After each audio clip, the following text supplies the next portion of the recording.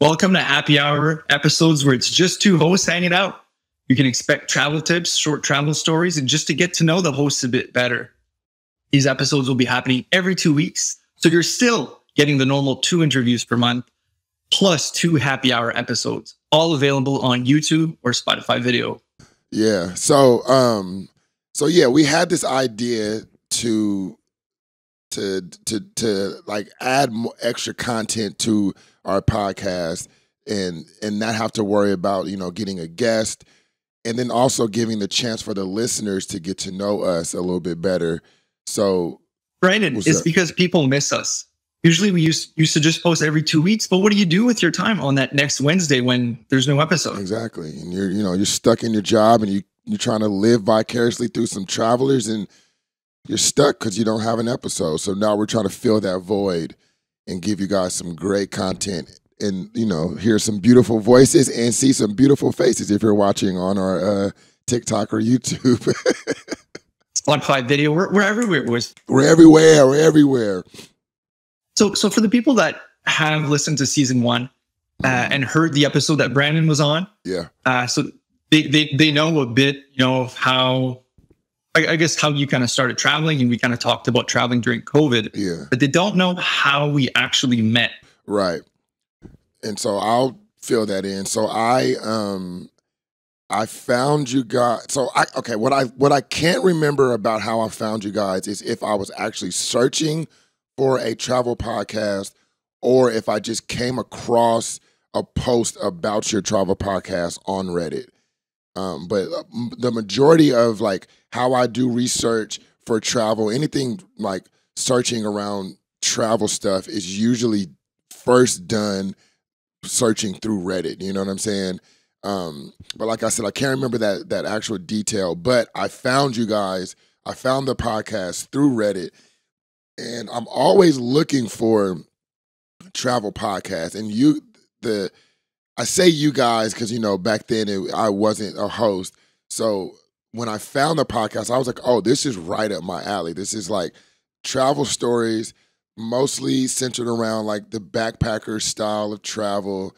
And I was like, oh, I'm instantly a fan, So like without even listening to an episode, I hit subscribe. I was like, whoever the fuck these guys are, they're about to get my download, trying to support. And so I then found your Instagram.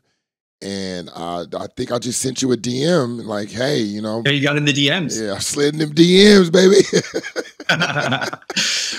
But yeah, so you came along and you came into our lives and you just said, hey, big fan, like you just said. Mm-hmm. And then we got you on for an episode. And I think it was, I think Sid and I finished that episode and we were just like, we just felt very comfortable with you. We just felt like it was a really good fit. And so kind of fast forward to the end of season 1 where Sid was like, Bill, like, I can't keep doing this. Like, I got other commitments. So at that point, I was kind of like, well, it looks like we're done, because we initially started the podcast, Sid and I, it was during the pandemic. We were just looking to, live vicariously through the past stories of people traveling and just get that excitement that when you get in a hostel and you just get around some like grizzled vet travelers who are just, giving you some crazy stories of the past. Right. And that's exactly why we wanted to start. So at that point I was like, you know what, we're kind of done. But then I got a message back from you where you're like, hey man, like what's going on? Are you guys still posting episodes? Slid them DMs again. The DMs, man. It's been working out. Oh, gosh. But yeah, so that kind of reignited the feeling of like, yeah, like, like Brandon was like really good with us. And I was like, well, maybe I should ask Sid and see if he's okay with it. Right. And Sid was, he was very supportive. He's like, yeah, man, Brandon'd be a great, fill in for me. And here we are now. Yeah. And the time that I hit you up was I don't know, weird is not I guess weird could be it. But I had just gone through a breakup, like a pretty hard breakup.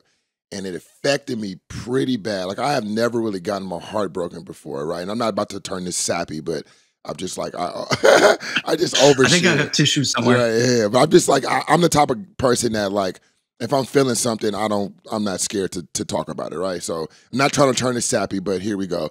So I had never really gotten my heart broken before. And so this little situation that I went through kind of fucked me up mentally a lot, you know? And so. I can, yeah, right, absolutely. Exactly. And so instead of like, and the timing of it all, so like I ended up going through my breakup while I was in Colombia. And so when I get back from a trip, I already have post-trip depression pretty bad. Like for a week and a half, I go through it a lot, right? Because I just don't really enjoy myself when I'm at home. So that's neither here nor there. So I was dealing with the post-trip depression, also dealing with like a very, like one of the worst breakups that I've gone through ever in my life, right? So I started to feel myself kind of slip mentally, you know what I mean? And so I was proactive about things in my life. So it's like I had to get back into the gym. I had to, you know, dive deeper into my photography, you know, doing all these things creatively to make sure that I don't go back into a depression. Because through my 20s, I was kind of a depressed person, like a lot of people are. It's a natural thing, you know? And so feeling myself slip back into that, I was like, no. I need to stay on top of shit and get more productive. And so that was one of the things, that was what sparked me to hit you up and ask, like, yo, what's up, man? You trying to look for a co-host? So yeah, that's how that sparked. It just kind of worked out. I think it was actually like Super Bowl Sunday, if I remember correctly. Yeah, it might have been. I don't remember actually. Because I'm a huge football fan, as we're probably going to get into at some point. Right. But yeah, so I hadn't thought about the podcast in I guess months, and when you hit me up, it just kind of took over. Which, like, you know, Super Bowl is the biggest weekend for football, but I was just like, man, like the possibilities is like, and then you mentioned, you know, like, hey, but let's do this, but like video. I was like, fuck it, let's do it. Let's see what happens. Yeah, and here we are. Here we are. I'm glad we made the decision, man. It's been fun so far. So I guess as people are, I think this is also is going to be a good segment for people to get to know us a little bit better. And I guess Brandon and I, like, we don't really know each other other than, you know, the DMs. Right.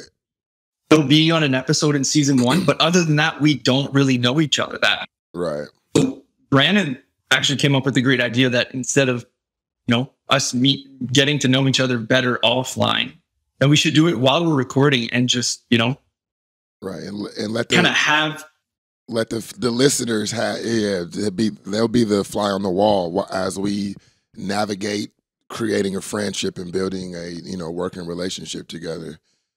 And that's pretty much like my podcast kind of bleeding, or I should say my podcast style bleeding into this, because the podcast that I used to host was like that. It was just a kind of casual conversation, unedited, you know, and it was just a chance for the listeners to just be a fly on the wall.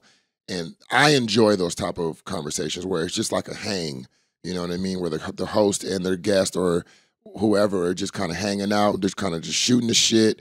It might not be the best conversation, but it's like I enjoy that stuff, you know? What are you talking about, man? These are only the best conversations. I'm talking about these are going to be only the best conversations. Those other podcasts might, you know, they might falter a little bit. Yeah, exactly. But Brandon, I think that, yeah, I think it's a great mix, because ours was before, I guess it was edited. You know, season 1, we didn't really know what we were doing. Yeah. Free flowing like this is a really great addition, because it's, for me, what I kind of envisioned this being is almost like what you would expect. Yeah. You know, if you're in a common room and you're just doing the shit. Exactly. Right here, what you doing up here? You hooking up with anybody? So I guess one of the first questions I usually ask when I meet a new traveler is, you know, like, where have you been? Mm-hmm. You know, how did you start traveling? Those types of questions. So on that subject, how did you start traveling? So I started traveling So my first trip was 2016. I went to Japan with a bunch of friends, and this was something that I 2016 was so Japan was your first trip. First trip. How weird was that? It wasn't weird at all. It was great. I mean, it wasn't my first time out of the country because I had done like trips with family, which I don't really count. You know what I'm saying? As like a teenager and stuff like that. But first time as an adult on my own, paying my own way, was 2016, and I think I was like 32, so like very late, especially as a backpacker. You know what I mean? But nothing's ever too late. But that's neither here nor there. So this is something that I had been wanting to do for a very, very long time. Like throughout my 20s, I had been wanting to travel, but just didn't have the time nor the money, and then also not really the know-how to do it the right way. And so I was, for those that don't know, like I used to do music for a very, very long time. So 2016, I was in a city called San Jose, California, and I was I was getting interviewed on a radio show, on a college radio show there. And me and my DJ, one of my very good friends, Fabian, we were down there on the show. And then I have another friend that lives not too far from campus. So we went to his house afterwards to go hang out and stuff. And he had like a bunch of this like Japanese memorabilia around his house. And it sparked up the conversation about Japan because he had recently went to Japan. And so my homie Fabes was like, man, I've been dying to get back out to Japan. I went as a kid with my family, but I've been dying to get out there as an adult. And I'm like, man, shit, I've been dying to get out of the country, like in general, but Japan had been like one of the number one places that I've been wanting to travel to since I was a kid. So like a lot of times when it comes to things like this, all it takes is like that one friend that's really going to commit to get everybody else to kind of follow, It's like that positive peer pressure. Exactly. A lot of the times you'll have a conversation like, yeah, let's plan a trip and let's do this, and then nobody follows through, and so that the plan, just falls. So exactly. I've had so many of those drunken conversations where I'm like, I'm passionate about what we're talking about. Then the next day I'm like, fuck that. So Fabes actually put the work in. He went and researched the tickets, found a cheap time for us to go, and it was like, so this was like March 2016. So he had found some cheap flights in October 2016. So he's like, bro, I found the flights. Are you really down to go? And I was like, yes, I am. Count me in.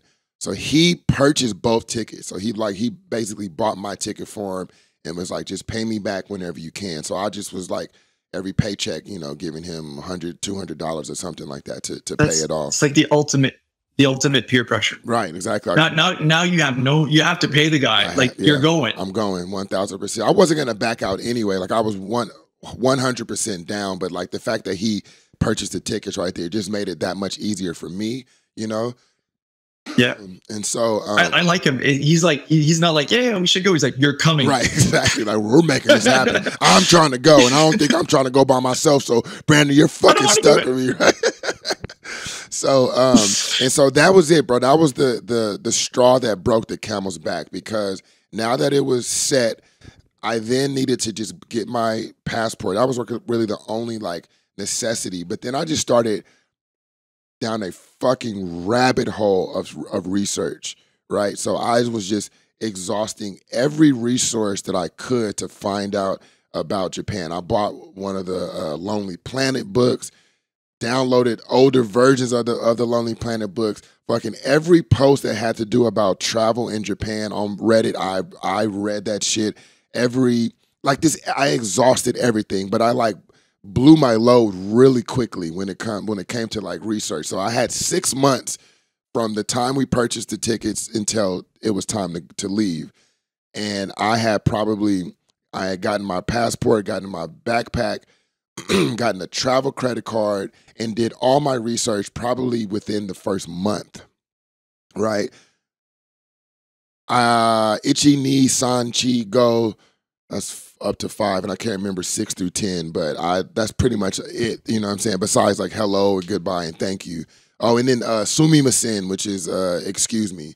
Which is important. Yeah, you want to be polite, right? It definitely helped too. It definitely helped.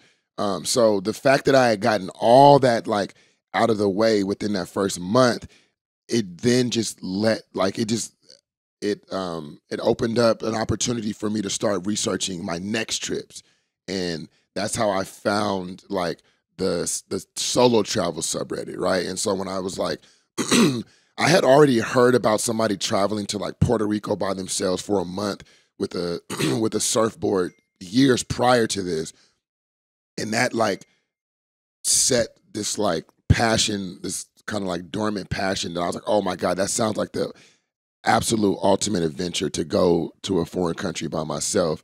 But like I said, it was years prior, and I just didn't have. It wasn't anything that I was going to pull off. So I just kind of like put that in the back of my mind as a bucket list item. Excuse me. And so I found the solo travel subreddit, and I was like, oh shit, this is what I'm doing next. I'm going to go somewhere by myself. I'm going to finally make this shit happen. And so then I started researching best places to travel solo, and I knew I wanted to like, I'm a very big like on water activities and tropical type of things, and so that led me to Thailand. And so then, dude, before I even embarked for my trip for Japan, I had already bought a ticket to Thailand. Wow. Yeah, so it's like I dove into the deep end, you know what I mean? And then Thailand just completely changed my, I've talked about this many times.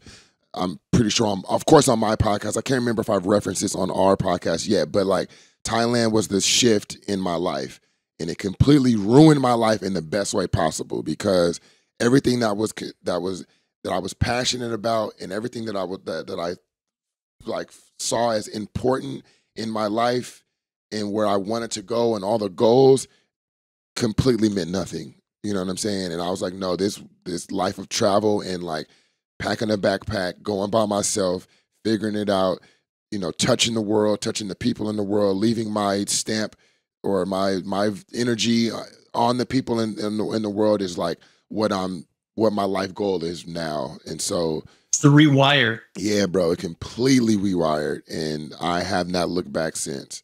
So that's my story. Now you're hosting a fucking travel podcast. Here we are. A travel podcast. Here we go. And I'm fucking taking multiple trips a year, and it's crazy, man. This is literally the life I was dreaming to live. Yeah, dreaming about living years ago, but especially when I was like taking that first trip to Thailand, I was like, where I'm at right now in life is exactly where I wanted to be back in March of 2017 in Thailand. Right. Yeah, dude. So what's your story?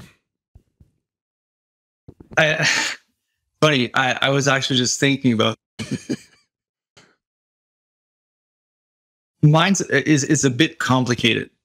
Let's get to it, baby. We got time, man.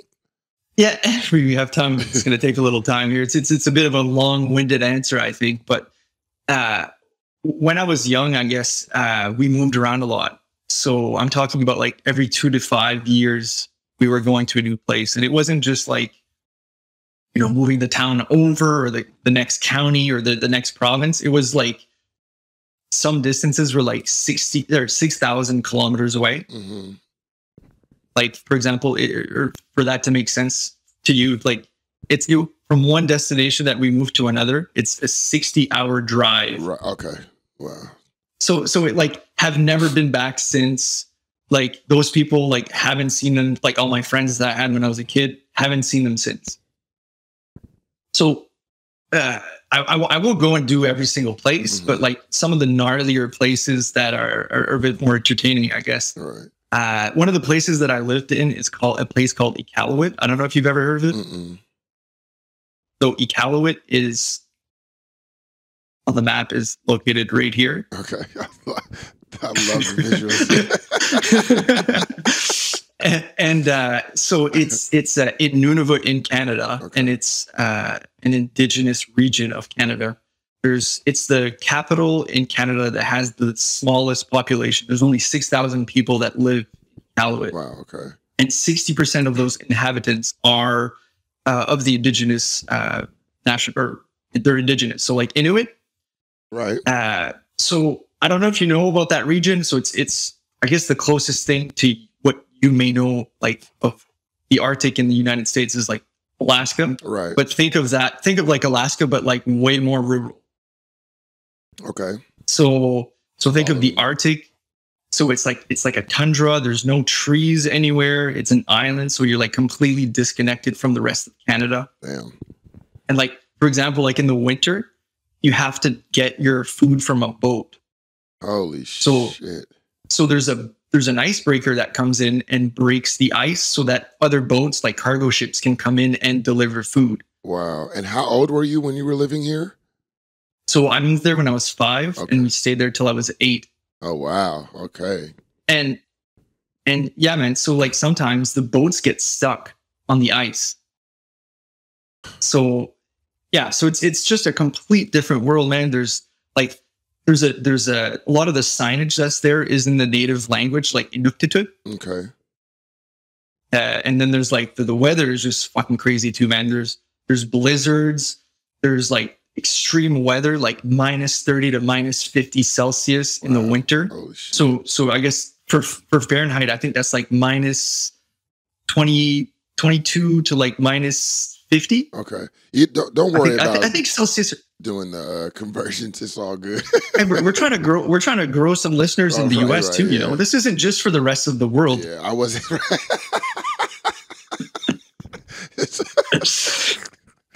Or your hood rat US neighbors. Huh? Yeah. But like, so I don't know if you can imagine what a blizzard or being in that cold feels like. It's California boy. It's like, I can't. No, man, it literally feels like your face is melting off. Jesus Christ. Like your face is so cold that you don't feel it. And it's like it hurts to exist outside. Wow. And like a blizzard. So you'd have blizzards, like let's say you'd have a blizzard during this, like you're at school and there was a blizzard. You had to leave school because like it potentially could go on for days. Wow. So in the early set of the blizzard, you had to just go home. Jesus Christ. I know you guys are like, yay, blizzard day. Not school, not snow day. Blizzard day, yeah. Blizzard day. But the best way I can describe a blizzard is that you just look outside and it's just completely white. Yeah. You can barely see what's in front of you. Jesus Christ. There's no trees, right? It's an island in the middle of, it's by the water, right? So the wind, there's a shit ton of wind. So once the snow gets involved, it's just an insane experience. It's crazy. Right. Are you able to talk about why you guys moved to this specific location? Oh yeah. It was for my dad's work. Okay. And I guess that's why we moved pretty much everywhere. Got you. Okay. And two, it's not just the winter that's crazy. In the summer, it gets crazy too. You get 24-hour sunlight like you would like in Alaska, in Finland, in Alaska, and these types of places. And then you get the vice versa. In the winter, you get I remember walking home at like 3 p.m. and it's like pitch black. Jesus Christ, dude. I don't know. Damn. I could not imagine living in the conditions like that.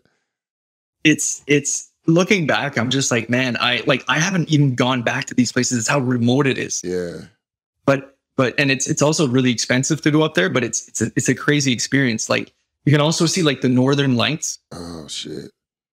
Yeah, so you see the northern lights and like I was saying earlier, like there's the boat, the icebreaker sometimes in the winter can get stuck. So there's a really large like hunting and fishing lifestyle over there. So, for example, like in the city, you can see like caribou, like reindeer, just walking around. Right. And so so hunting's a big thing. So, like for example, my family and I guess the process of hunting over there is you go see the locals and you ask them where the reindeer are, where the caribou are, because they travel in packs and there's no trees, so they can just point you in a direction and you just follow. You take your skidoo or whatever, and you just go in that direction. Then you're eventually going to find them. Wow. And yeah, man, I can remember. I have pictures. I'll look for them, but we're in the Arctic. We're in the middle of nowhere. My dad's just shot a caribou or a reindeer, and I'm like, I remember being so cold because, like I said, there's no trees. The wind is really bad, and my parents took pictures. My dad told me to put my hands in the head of the caribou to warm my hands up, because obviously, like, there's body heat. Yeah, but it's just, man, once you're out there, there's survive. Nothing else. Yeah. You got to survive, and it's just such a unique experience. I wanted to touch on that because I feel like 99% of Canadians who live in Canada, who don't live in Iqaluit, you put them in Iqaluit, they would be they would not believe that it's their own country. It's just so unique. So I definitely recommend it for anybody who's looking for a unique adventure, something that you won't get in Toronto or, the big cities of Canada. It's definitely a cool place to check out. That's awesome. Yeah. I mean, that's one of those things where it's like, I'll add it to my list. Don't know how soon I would make it out there, but I would love to go and experience. I'm always down for these new experiences, So hey, it's definitely not like you're not going to a beach here. Of course, you're going. It's gonna be a rough experience. Yeah. You're probably gonna be better for it as a traveler. You're gonna be better for it, experience wise and culture wise. Right. But you're not going to a resort here. It's pretty rough. Yeah. But anyways, so we spent 3 years there, and then so we moved. I guess it would be like 2,000 kilometers west. So we moved over here near Alaska. Okay. And for all the people that are actually like just listening to the audio, Phil has a map behind him on the wall, so he keeps pointing to the little places. I never thought I would do that. I'm just like, how do I explain where it is? Oh, it's right behind. That's awesome. So we moved there when I was, I guess, 8, and it's a lot more. There's a lot more normal that you would see in like a normal city in Canada. So there's paved roads, there's trees. There's, corporations are there. Like there's McDonald's, Walmart, all that stuff. Sorry to interrupt. What's the name of this place again? Yeah, so it's Yellowknife. Yellowknife. Okay, got you. Yeah, so Yellowknife's on the Great Slave Lake, which it's a big lake up there. It's called the Great Slave Lake? Yeah. Okay, well, I'm never going to fucking visit that place. I think we should start a campaign to change the fucking name of that place. God damn. Oh my God, I never even thought of that. See, I'm bringing some diversity to this motherfucker, man. All right, well, I'm sorry. Sorry to interject. No. Yeah, this 2 years till takeoff is campaigning to change the name Great Slave Lake. Oh, that's funny. But something crazy that we did over there is we would. So, like I said, life's a lot more normal than Iqaluit is. It's like a normal city, and there are trees. Like I said, there's pavement. Something gnarly that we did over there is, I guess, on the same theme as hunting and fishing, is that we would take a float plane. Okay. You know what a float plane is? That's like the little plane that can land on water. Yeah. So during the summer, we'd take like 2 weeks, and we'd pack like rations. We'd pack like camping gear. My parents had like a Zodiac boat, which is like a boat that's like compartmentalized. So you can like blow it up or like install it once you get to where you're going. Oh, wow. Okay. Yeah. So, and we would land on the Great S-word lake.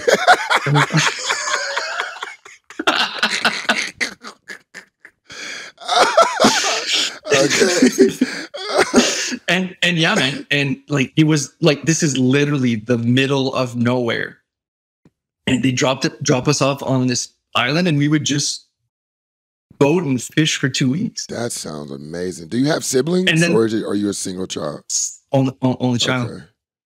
And what was crazy is that I guess I was old enough at that point to realize that when that plane was leaving, we're fucked. That's it, bro. Like if something happens, like we're fucked. Like there's bears, deer, moose, all sorts of crazy shit. Like I remember going fishing one morning and my dad, like it was my dad and I, and my mom was just in the tent. She like wanted to sleep in, and my dad like loaded a shotgun ready to go for if there was a bear coming to the tent. Wow. Yeah. Yeah. So anyways, so I just wanted to touch a little bit on the North experiences, just because I know that it's just so foreign to so many people. Yeah, definitely. But anyways, so after that, we moved to New Brunswick, which is, I guess, bordering Maine on the east coast of Canada. So that's 6,000 kilometers away. Mm-hmm. And I know this is a long-winded answer. No, but keep going. It's all but yeah, good. so I after that, I did my university, and after like 2 years, I kind of partied a little too much. Yeah. What? A little bit too much. And I didn't fail out of school, but I was definitely on academic probation. Oh, shit. Still not sure what I wanted to do. Right. I was not motivated. And then so I took some time off, and I was just like, you know what? I need a challenge. I need something to something to do. I need something to challenge myself, an adventure. I don't know what it is, but I need to do something. Mm-hmm. So I decided I'm going to go and backpack Europe. So I moved back in with my parents and, worked at a bar and in a hotel and just saved money for my first big trip. Sick. And yeah, so before going, obviously, like, you're nervous on your first trip. Like, I'd never been to Europe, and like looking back now, like Europe is one of the safest Right. continents to travel. It's so easy. But before going, you don't know that, Of course. right? Yeah. And and I don't want to be cliche, but I found a quote that like I heard, and it just that moment of before you go on your first big trip. I'm saying this because I want to try to convince people that are listening Mm-hmm. to travel or to take that first big leap into traveling. Is did you ever see the movie Into the Wild? That's yes, I did. That's the one with the guy who took the van into Alaska, right? Yeah. But there's a quote in that movie that I love, and it's, I also know how important it is in life. It is not necessarily to be strong, but to feel strong, to measure yourself at least once. Mm.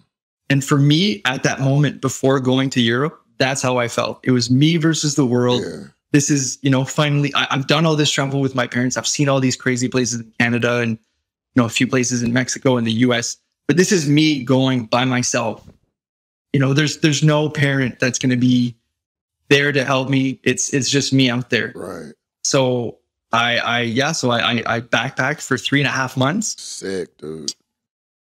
And when I got back on the plane to leave back for home, I was like, next time I'm in Europe, I'm going to get like a scholarship, and I'm coming to this.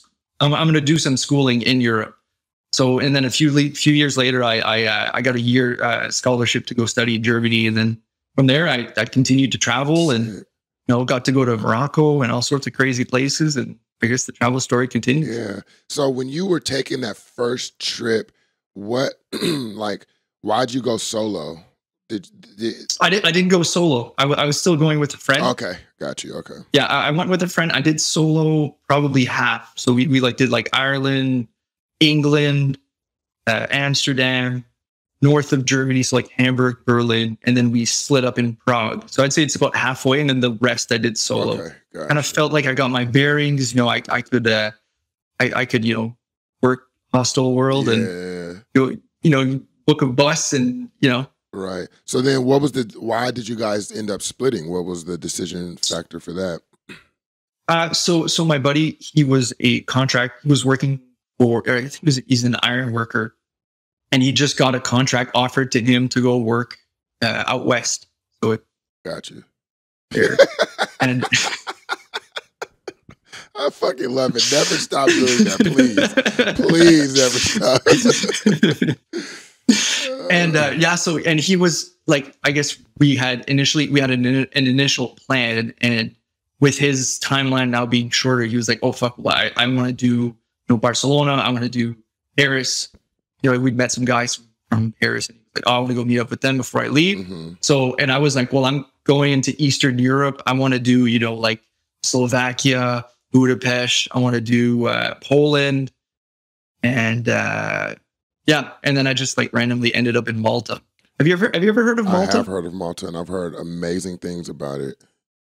And it's a place that I so I was in Poland. It wasn't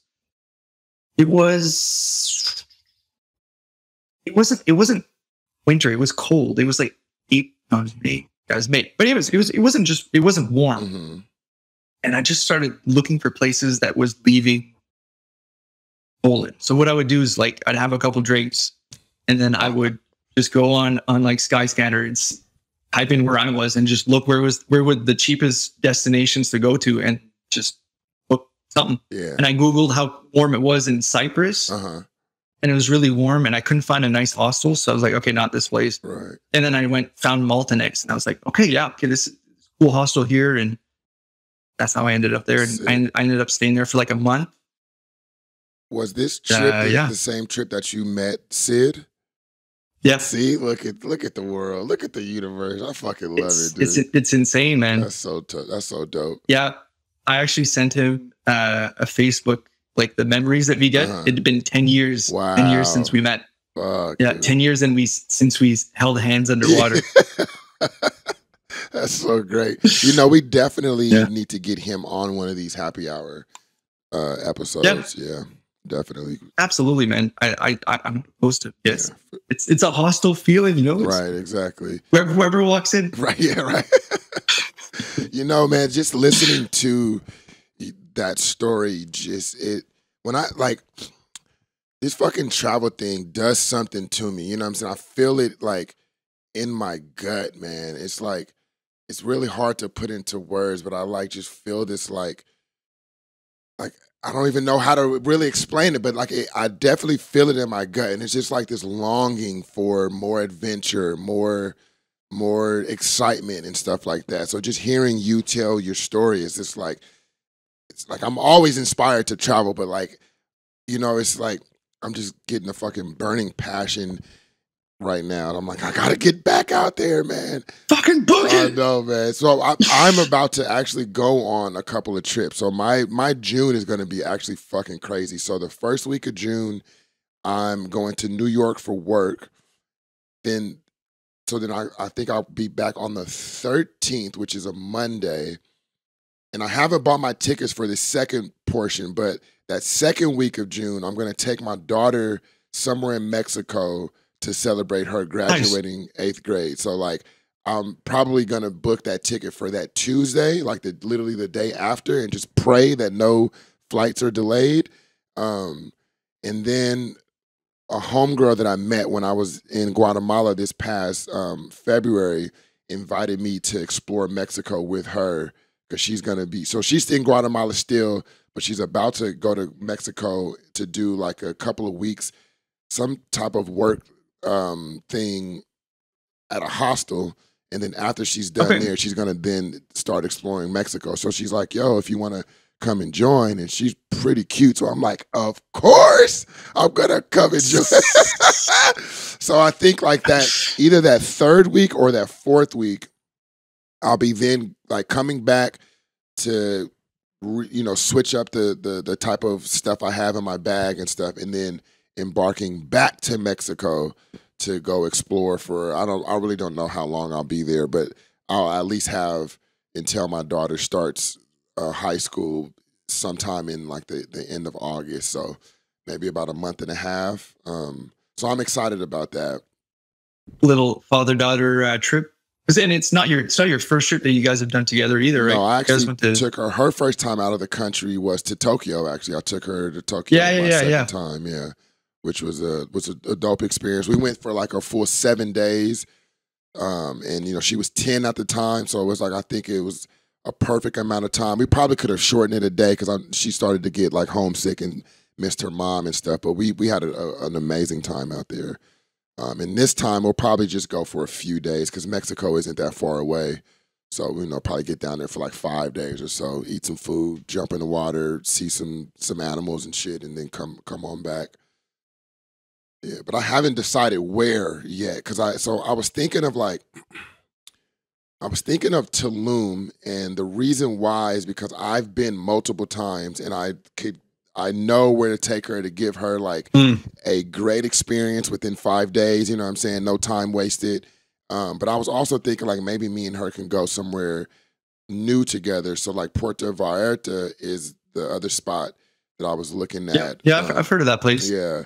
So I'm leaning towards Puerto Vallarta, but I'm not exactly sure. And then like if I take her to Tulum, I could also give her first hostel experience because the hostel, Mama's home, is basically my family at this point. And it's a hostel, but it was all ages the few times that I was there. Of course, it skewed a little bit younger, and there was like parties and stuff there. But I feel like it would be a very safe first hostel experience for her, even though she's really young. She's only 14, right? So it's kind of like, the fuck am I doing taking my 14-year-old child to a fucking hostel? No, it's good learning experience, in my opinion. Yeah, 1,000%. And then I think this will be a safer experience for her because I've been many times, and the staff there are basically like my family now. So I have some decisions to make, and I'm gonna buy the tickets tonight. So I gotta like decide on where we're going. So I got about like 5 hours to decide that. So yeah, that's my next big travel plans for the next month or so. So I guess people have to tune in to our next happy hour to hear about where you're going next. Yeah. And hopefully every happy hour have a fucking new trip planned. That's the fucking goal, dude. That's the goal. So for the people that don't know, I work remote. I won't say where I work, but I work a remote job. And I purposely sought out a job like this so that I could travel more, and it was like, it just so happened to work out perfectly that the role that I went for, I was like eventually hoping to find a remote job. I didn't get this specific role because it was remote, but it was just like in the tech world. And so I was like, eventually I can, get a tech company on my resume, and then I can,